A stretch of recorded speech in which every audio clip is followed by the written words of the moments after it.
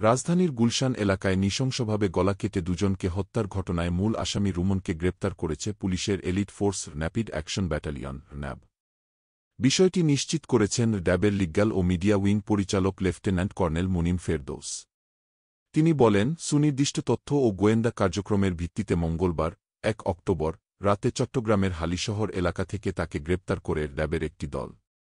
বুধবার ২ অক্টোবর দুপুরে রাজধানীর কারওয়ান বাজার ড্যাব মিডিয়া সেন্টারে আয়োজিত এক সংবাদ সম্মেলনে এ বিষয়ে বিস্তারিত জানানো হবে।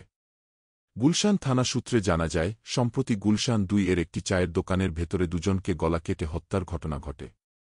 ওই ঘটনায় একটি মামলা দায়ের করা হয়। নিহত মো. রফিকের ছেলে বাপ্পি বাদী হয়ে মামলাটি দায়ের করেন। জোড়া খুনের ওই ঘটনায় মো.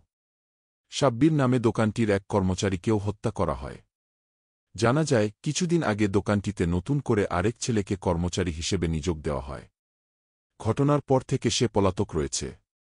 সেই সূত্রে পুলিশের ধারণা, হত্যাকাণ্ডের সঙ্গে ওই কর্মচারীর যোগসাজশ থাকতে পারে। বিষয়টি নিয়ে তদন্তে নামে র্যাব।